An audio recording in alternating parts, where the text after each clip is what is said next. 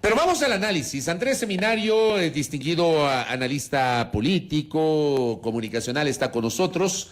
En su momento Andrés fue secretario de comunicación, también estuvo en el sector público y sabe cómo son estas lides. Nos atiende telemáticamente desde el puerto principal. Querido Andrés, bienvenido. ¿Cómo le va? Buenos días. Pero préndame el micrófono, por favor. Está tomando café y no se le escucha. Era para no hacerles ruido. Muy buenos días, Fabricio, el que Denise, a quienes nos escuchan. Café en la mañana, como corresponde. Espero que sea buen día, ¿no? Auspiciado el día de hoy, claro que sí. Muy bien, Andrés Seminario está con nosotros. A ver, Andrés, le pido una primera valoración de lo que ocurrió ayer. Yo planteaba en mi comentario, hay ganadores, hay perdedores, hay vencedores, hay vencidos. Yo le pregunto a usted, ¿alguien ganó, alguien perdió tras los episodios de ayer que parece que hoy se van a replicar?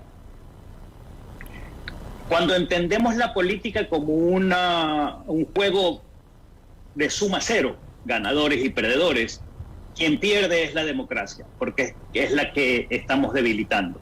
Yo quiero analizar el contexto general en base a tres ideas. La primera tiene que ver con el contexto.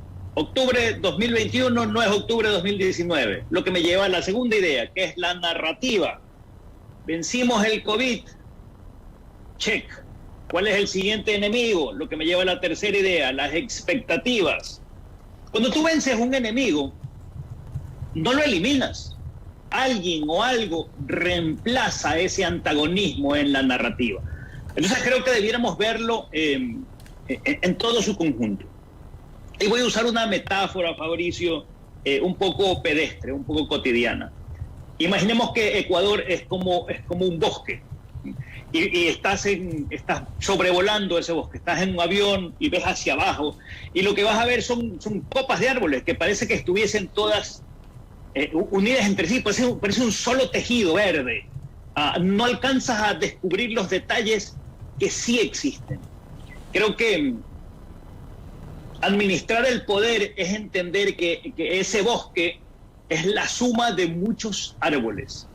Y no todos los árboles son de la misma especie.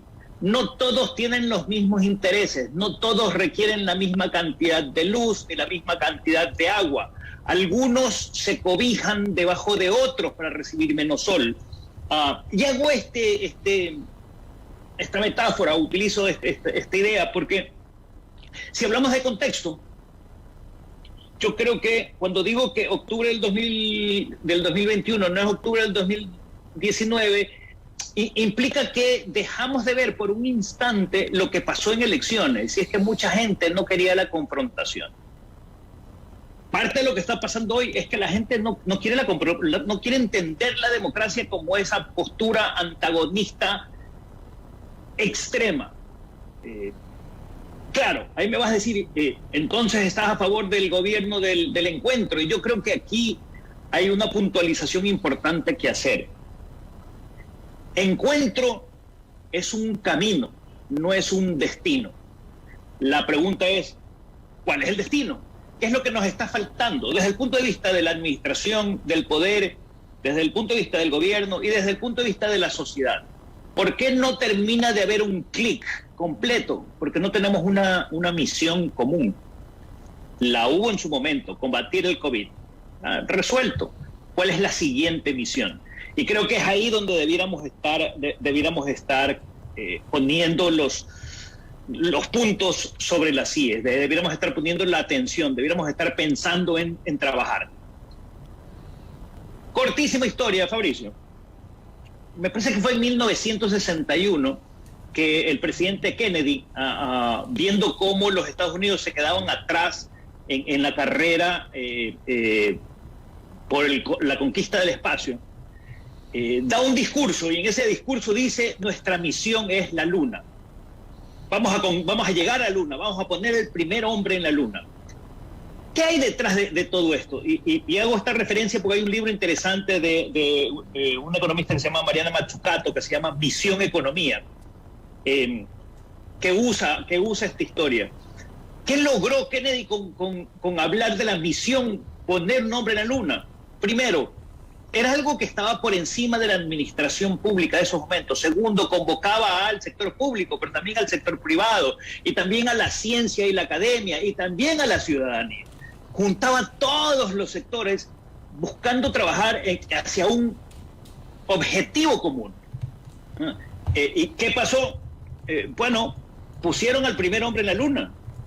Años después pusieron al primer hombre en la luna. Implicó una inversión, pero también implicó el que todo el mundo le pusiera interés, atención, concentración a algo positivo. Entonces creo que ese detalle es lo que nos está faltando, Fabricio. Andrés, buenos días.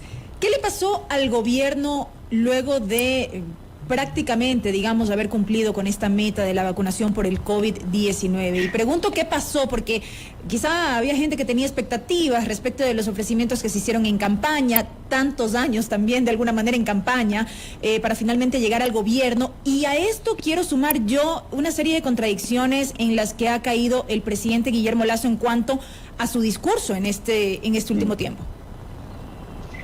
¿Qué pasó? Que se quedaron sin enemigo. Teníamos un enemigo común, teníamos una misión, vencer el COVID. Una vez que se cumplió la meta de los 900, ¿quién era el siguiente antagonista? ¿Quién era el siguiente enemigo? Y como decía hace un instante, cuando vences al enemigo, no eliminas al antagonista, lo único que sucede es que se reemplaza por otro. El gobierno fue muy claro en decir, vamos a vencer el COVID, y lanzó su misión 900. Pero una vez satisfecha esa misión, no tuvieron, yo diría que la astucia política, el conocimiento político, la experiencia política para entender que debían enfrentar a un nuevo enemigo al cual debían públicamente anunciarlo, debían decir, él es mi enemigo. Y recurrieron a la instancia de criticar a gobiernos anteriores, cuando la sociedad les dijo, señores, tenemos dos enemigos que pelear ahora. El uno es económico, desempleo, subempleo, y el otro es seguridad. Yo creo que el no haber entendido que debían reemplazar el coronavirus por otro enemigo hizo que espontáneamente surgieran estos dos que estaban ahí. De nuevo, al ejemplo de los árboles, del bosque, ¿no? Si estás solo viendo la copa de los árboles y no sabes lo que está pasando abajo, vas a tener un problema, porque en algún momento dado la maleza puede crecer, ¿no? Y esto es lo que pasó. Ahora, añadamos a eso un proceso de comunicación oficial poco ortodoxo, con un presidente demasiado expuesto como vocero, que lo llevaba a instancias en donde podía equivocarse. ¿Y cuál es el equivocarse? En los enunciados. Por ejemplo, cuando reconoció en el tema de la crisis penitenciaria, luego de los 119 muertos, reconoció que no tenían el control todavía. Esto no puedes esperar tú de un presidente. Tal vez sin de un vocero. Y si el vocero lo dice, luego sale el presidente que quema como fusible al vocero y corrige. No estaba pasando, por lo tanto la palabra del máximo exponente del gobierno estaba siendo sujeto de, digamos que críticas, por decirlo menos, demasiadas veces en demasiados temas. Andrés. Yo creo que fue interesante, para terminar la idea, haber nombrado un vocero oficial. Dime, Fabricio. Sí, ya vamos a hablar de la calidad de esa vocería, ya de un vocero oficial que existe en otros países, que existe en otros ejecutivos. Pero complementando lo que dice Belkis, la semana anterior yo hice un comentario en este espacio. Para los que a veces, digamos, no reconocen el valor de la crítica periodística o creen que la crítica debiera acompañada de la ofensa, y eso no va a ocurrir de parte de quienes hablan. Pero la semana anterior hice una crítica respecto de la palabra presidencial. O sea, la palabra presidencial tiene un valor superlativo, y si la palabra presidencial empieza a devaluarse, ese podría ser un camino sin retorno.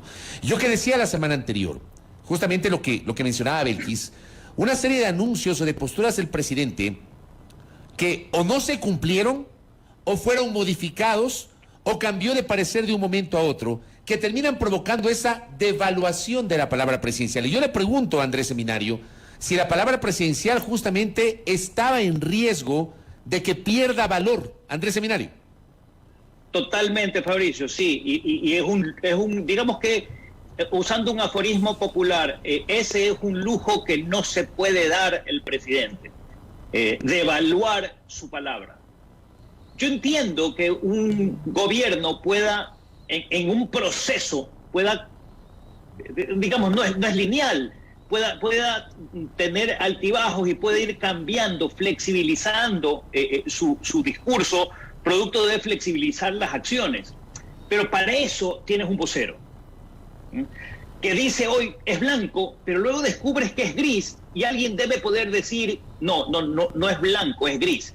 Si tú sales y dices es blanco y luego tú sales y dices que es gris, devalúas tu palabra. Si alguien más sale y luego tú corriges, lo que estás haciendo es reafirmando el poder de tu palabra. Y creo que eso es lo que estaba faltando en el ejercicio comunicacional del gobierno en general.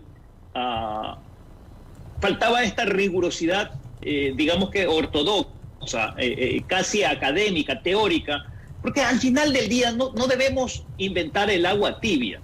Hay TikTok, pero es una herramienta. Hay Twitter, pero es una herramienta. Como herramienta es lo que estamos utilizando para comunicarnos ahora, como lo fue en su momento la radio o la prensa o la televisión. Son herramientas, pero los procesos de decisión, producto de la persuasión de la palabra presidencial, no van a cambiar si se usa Twitter, TikTok o una rueda de prensa. No van a cambiar.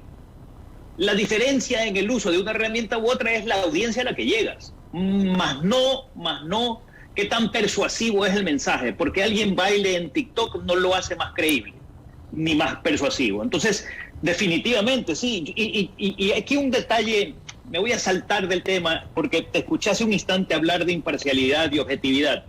Yo creo que dos cosas muy importantes. Uno, mientras haya rigurosidad, está bien que no seas imparcial, porque por sobre todo, antes de ser periodista, eres ciudadano, y antes de ser ciudadano eres persona. Y como persona, vas a tomar partido hacia lo que te gusta, hacia lo que te interesa, hacia cuáles son tus objetivos. Es normal que lo hagas. Lo que está mal es que digas, soy imparcial cuando no lo seas. Así es. O que digas, soy imparcial, pero no seas riguroso en el análisis de los procesos. Esto para apoyar tu punto, pues me parece que el tema del periodismo y de los medios es una discusión que debiéramos tener también en el país, mis queridos amigos. Ahora bien, la función del nuevo periodismo. Ahora bien, Andrés, ¿cuál sería el impacto de la devaluación de la palabra del presidente de la República en el contexto actual de las movilizaciones? Cuando, por ejemplo, veíamos a un ministro de Defensa decir que la única salida a esto es dialogar, quizá desde quienes están protestando y mantienen sus demandas en diferentes temas, no mantienen tanto la expectativa de poder llegar a acuerdos, al menos así nos han comentado en los espacios de entrevista, pero se ratifican en su postura, en que se necesita lograr cambios respecto a diversos temas, pero ¿cuánto puede pesar la devaluación de la palabra, insisto, del presidente de la República en este contexto? Esa devaluación pesa muchísimo, porque ¿cómo funcionamos en el cerebro? Tú no eliminas información, tú reemplazas información nueva por información vieja.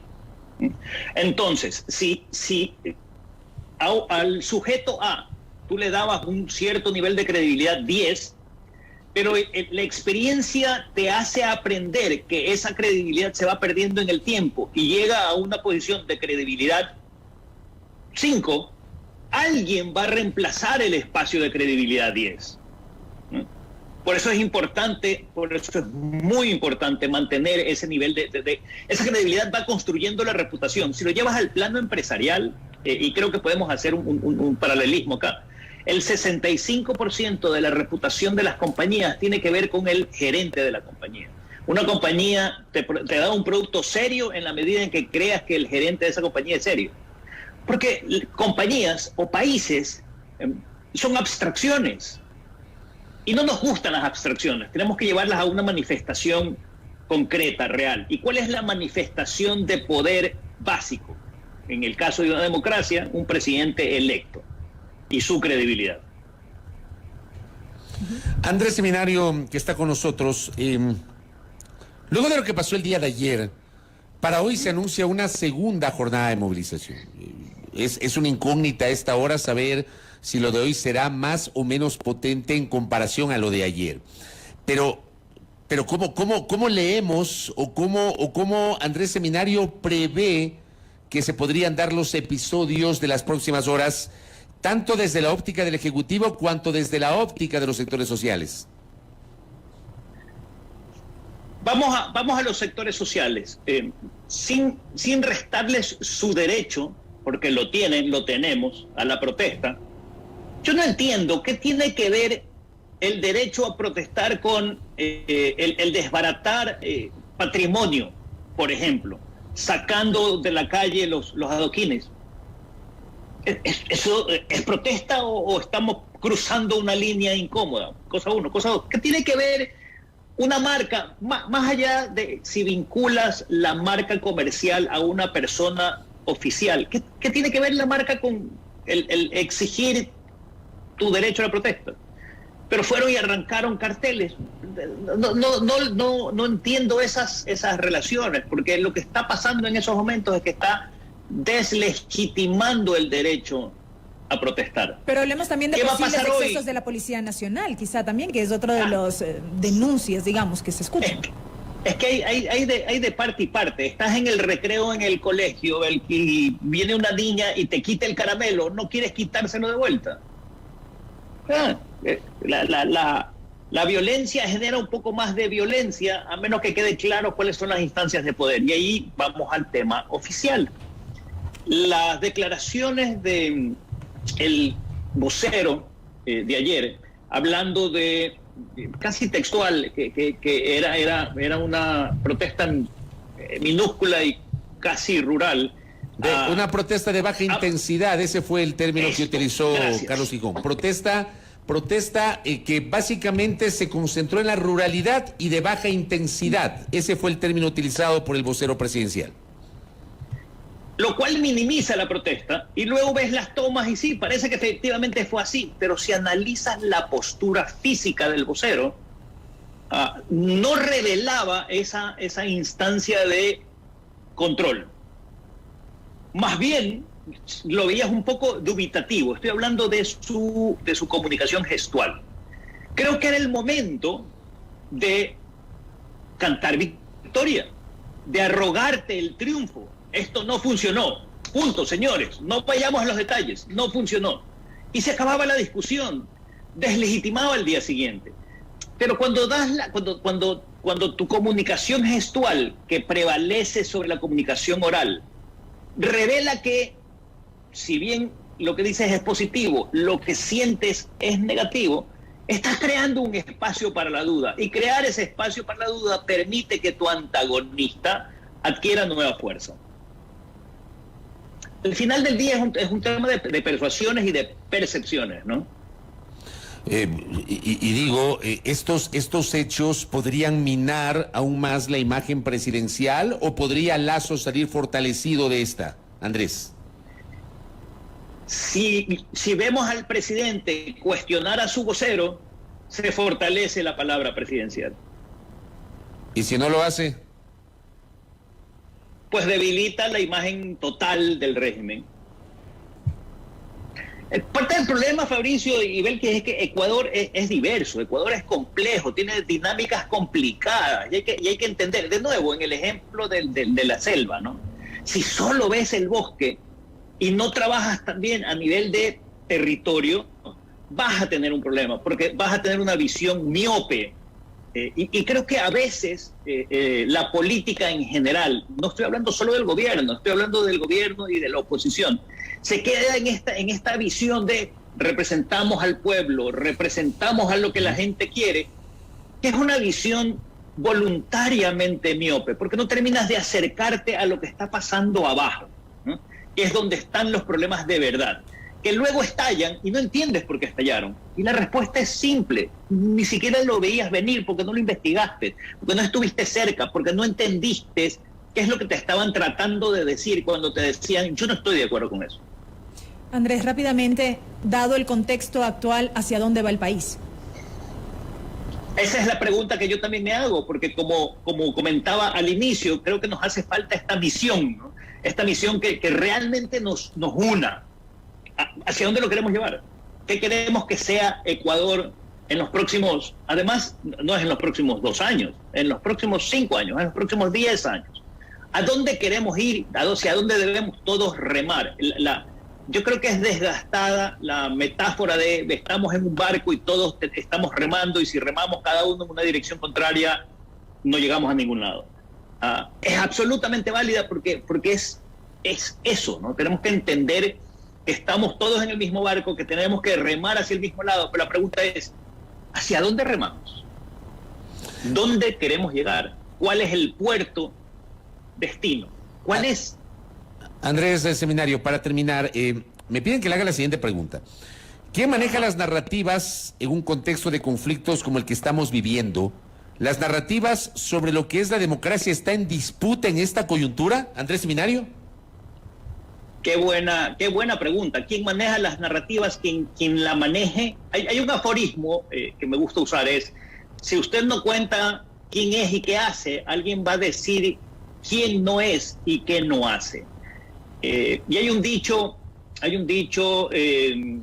indio, Cherokee, de los Cherokees en Estados Unidos, que dice que those who tell the stories rule the world. Quienes cuentan las historias manejan el mundo. Yo creo que es importantísimo, y como decía hace un rato, esto es un tema de percepciones y de persuasión. Quien desarrolle la estrategia de comunicación de mejor manera, quien ejecute la narrativa correcta, entendiendo que en esta narrativa hay un enemigo, hay un protagonista, pero que el héroe somos nosotros, somos la sociedad, somos la gente, que no es una entelequia, tienen nombre y apellido: Fabricio, Belkis, Denise, Andrés, José, María. Cuando entendamos eso, quien pueda conciliar esos conceptos va a desarrollar la mejor narrativa. Correcto. La democracia está vinculada con el tema, definitivamente, Fabricio. Una buena historia puede reforzarla y una mala historia puede liquidarla. Sin dudas, eso aplica para todo, para la política, para la comunicación, para la vida diaria. Andrés Seminario, gracias por el tiempo y por estos minutos para hacer este análisis sobre lo político y lo comunicacional y las narrativas también de lo que estamos viviendo. Un abrazo, Andrés. Gracias a ustedes. Buenos días. Muy gentil. Andrés Seminario es especialista en estas materias, analista político, comunicacional, conversando aquí con su visión sobre lo que está pasando. Primera Plana. Todas las noticias, todas las voces.